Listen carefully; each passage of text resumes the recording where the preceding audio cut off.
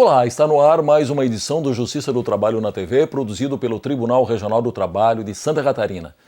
Promulgada em 2013, a proposta de emenda constitucional número 72, conhecida como PEC das Domésticas, garantiu 16 direitos trabalhistas aos profissionais que haviam sido excluídos do texto constitucional de 1988.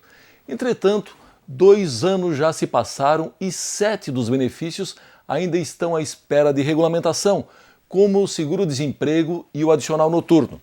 Para falar sobre o assunto está conosco o professor de Direito da Universidade Mackenzie e coautor dos livros Direito do Trabalho e Cartilha dos Direitos do Empregador e Empregado Doméstico, Perguntas e Respostas, Gilberto de Quadros Pessoa Cavalcante.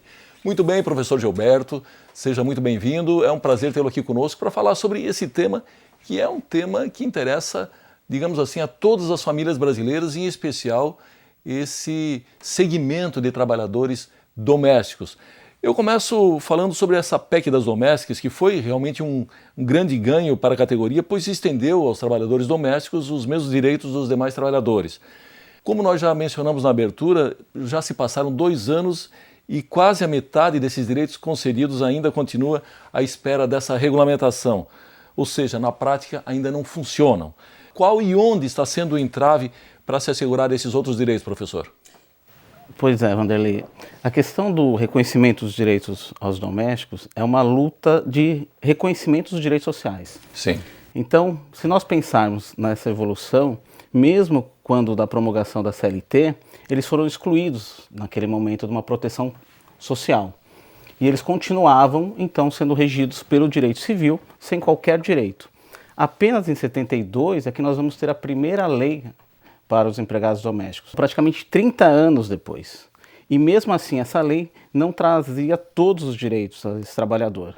Em 88 nós conseguimos estender alguns direitos e agora com a emenda constitucional 72, mais alguns. Então, realmente há um entrave e eu acredito que a própria sociedade, ela vê esse trabalhador como um trabalhador que deveria ter menos direitos. Há digamos, uma rejeição social, há um nivelamento de direitos. Então eu ouço de vários colegas, inclusive, a seguinte questão: por que o empregado doméstico tem que ter tantos direitos? Isso para nós que é da área dos direitos sociais realmente é incompreensível. Muito bem, a emenda constitucional, ela de fato melhorou a situação dos empregados domésticos, mas a profissão de diarista continua ainda sem proteção, ou seja, sem regulamentação. E também não há um consenso sobre a distinção de quem é doméstico ou diarista. O senhor sabe muito bem que o TST já se pronunciou julgando que se iguala a doméstica quem trabalha 3 vezes por semana ou mais na casa do mesmo empregador. Entretanto, já tivemos casos como o da 4ª turma do TRT de São Paulo, que reconheceu o vínculo empregatício de uma diarista que só trabalhava 2 vezes por semana. A pergunta: isso pode causar insegurança jurídica aos empregadores? E que sugestões o senhor daria para aquele empregador que quer contratar um diarista ou um doméstico? Muito bem. O primeiro ponto, eu acho que ele merece ser esclarecido, né? Então, por que nós temos essa distinção entre diaristas e empregados domésticos? Tudo decorre de uma interpretação que se tem a própria lei do doméstico, né? Então, o TST, ao interpretar lá uma expressão atividade contínua, entende que é necessário pelo menos 3 vezes por semana para se enquadrar como empregado doméstico. E quando isso não ocorre, teríamos então uma diarista, que também estaria fora do sistema de proteção trabalhista. Mas os tribunais, inclusive o tribunal mencionado, ele tem vários precedentes dizendo que, havendo pelo menos 1 dia por semana, de forma habitual, de forma constante, atendidos os outros requisitos, deve ser equiparado ao empregado doméstico, deve ser considerado empregado doméstico. Então, eu acredito que essa posição do TST, no médio prazo, deve ser revista. Então eu acredito que essa posição do TST não deve prevalecer. Agora, claro, né, hoje nós estamos nesse momento de transição. Os tribunais trabalhistas, muitos, clamam aí por uma posição mais protetiva e o TST continua numa posição mais conservadora.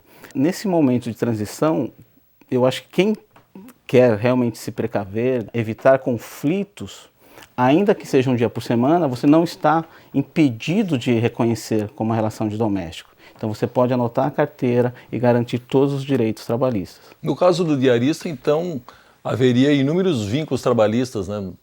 Com certeza. A partir do momento que essa posição do TST for revista, nós teremos aí um número de ações bastante expressivas que devem desaguar na Justiça do Trabalho. Muito bem, o recolhimento do Fundo de Garantia de Tempo de Serviço para os empregados domésticos em 2014 aumentou em 33%, segundo a Caixa Econômica Federal, comparado com 2013. Esse recolhimento ainda não é obrigatório. Então eu pergunto, a que se deve esse aumento, já que não é obrigatório? E a falta de informação sobre os direitos dos domésticos poderia, então, partindo desse pressuposto, ter prejudicado os trabalhadores durante todos esses anos? Pois é, a partir do momento que nós estendemos o FGTS aos domésticos, o legislador também, aí, de uma forma muito tímida, considerou como facultativo. Então caberia ao empregador decidir se pagaria ou não o FGTS. A partir da emenda, eu tenho uma posição aí, eu e meu coautor, numa posição, eu diria, talvez de vanguarda, no sentido de que não é mais facultativo, é obrigatório.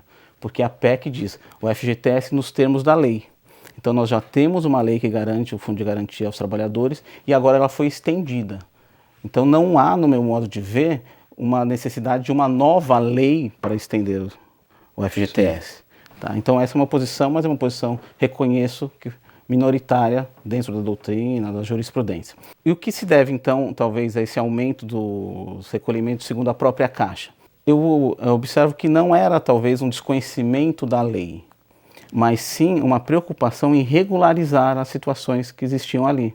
Então quando veio a PEC, eu lembro que muitos colegas, dúvidas, né, até que fizemos aquela cartilha dos direitos em perguntas e respostas, aquele pequeno trabalho, ele vem exatamente dos questionamentos que colegas, pessoas, clientes vinham fazendo no dia a dia.